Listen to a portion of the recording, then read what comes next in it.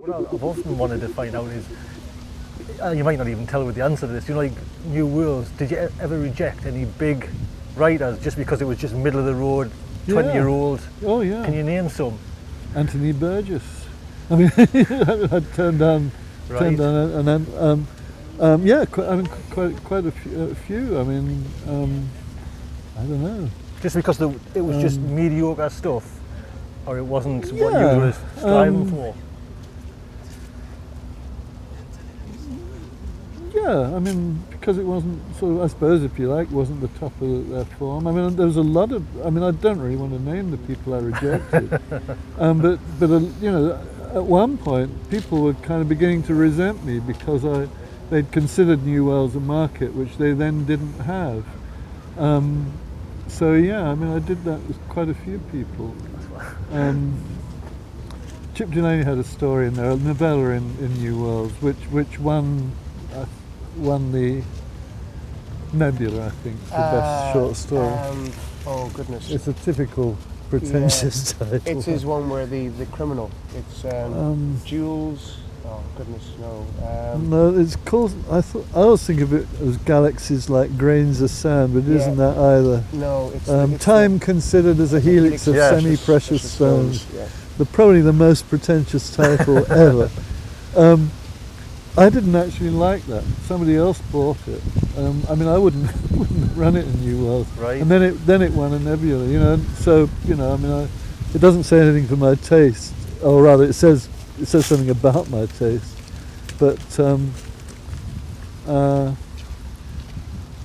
you know, when you ran Bug Jack Barron, are you still glad you did? Oh yeah, yeah. Because I was just thinking you could have had, say, a few more years of just running slightly less close to the wind, still radical stuff, if it wasn't for Bug Jack Barron. Well, yeah, but then it wouldn't have been, you know, I wouldn't have done it. It simply wasn't worth doing if I had to listen to what somebody else told me to run. Because that happened too with, you know, New Worlds had a couple of publishers in between the Gold Brothers publishing it and me taking it over. And they were forever trying to get me to modify. And I couldn't see any point in it. Right. The reason I finally started publishing it myself was that reason, that I just didn't want to keep having to deal with publishers who were asking me to, you know, to tone things down. I didn't do anything because I thought it was sensational, or because, you know, or because it was sensational. I just ran what I liked, but I didn't want to not run what I liked. Did you know you were going to go into stormy waters with it? Did you think this is going to be a bit risky? No, not really. I didn't. At least no, I didn't. I really didn't. When Smith started objecting, and then the questions in the House of Commons and all that stuff, I had no idea that was going to happen, and was very surprised. I'd talked to the guy at Smith's. He didn't make sense. He really didn't make sense.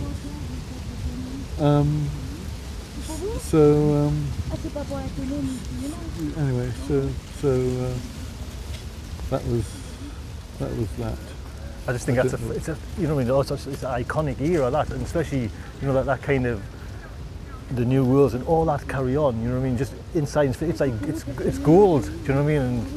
And to hear about that, I just think it's a fascinating. Well, I mean, we were running. We were on a wave that wasn't just science fiction. It was everything that was going on at that time, and if you were part of that culture, just within it, just being in Lambert Grove at that time, which I, you know, as I said, I only happened to be there because it was originally cheap, like the way other people were. But because that was the atmosphere of the culture, you just were kind of going with it. It wasn't. It didn't seem in any way revolutionary or radical. Americans were saying it was, right, but we didn't think it was, and we didn't think. All I was doing was running stories I thought were worth running for one reason or another. frequently because the way of telling the story was new or was different and sufficiently new. And is it true about the rumours that you were hiding behind settees? I think Charles Pratt or something said when is this all urban myth? Is it? It's not. It's just some of what Charles has said is sort of a bit weird. It gives an impression that we were constantly hiding behind. I think he's talking about when the printer was trying to get paid. Right. We were actually hiding, not behind settees, but we were hiding so he couldn't look through the letterbox and see us. And I feel guilty about that. That's the only time we only did that once. It was one really nice guy. The printer was the father of a guy Charles had been to the London School of Printing with, and it was true we couldn't pay him, but by and large I paid off printers. I was still paying off printers long after the magazine had stopped going out on a regular schedule, and we were actually making money most of the time. Right. It was only with Smiths, when Smiths decided not to tell us they weren't distributing us, that things started to go bad. So there was a big subscription. We didn't have a huge subscription, but we had a pretty wide distribution. You could buy us. Well, you could certainly order your copy at your local newsagent. We didn't have any problems with distribution until Smith made it a problem. You're managing to put a lot of your personal experience and a lot of your own memories down in print. And your own quote is saying that you'd quite happily write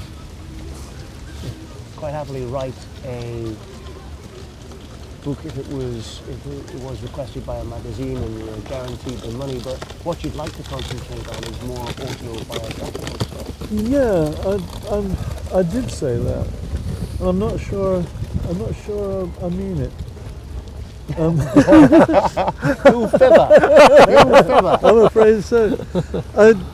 Well, what happened was it was this year. My publisher said, why don't you write a memoir? And I said, well, the reason I don't want to write a memoir is because a lot of the people, that I'd be writing about are still alive.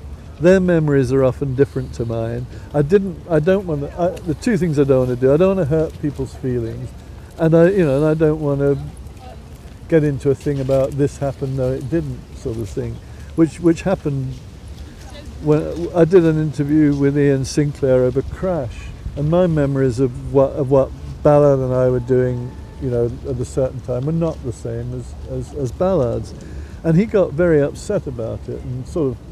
I think his feelings were hurt. So I said to my publisher, I said, I just don't want to hurt anybody's feelings. He said, oh, don't worry about that. He said, just write it as if they were dead, and then we'll get the legal department to deal with it. And I thought, that's not quite what I was getting at. I don't want to hurt their feelings. It's not. I'm not worried that they'll sue me. They won't sue me, but they might get upset, and I just don't want to upset friends. I don't want to be talking about things that maybe they don't want me to talk about. So it's a very weird feeling I have. I mean, I have written some memoir. I will go on writing some memoir, and I'll do it as it seems, good. If it comes up naturally. But I don't want to. I really don't.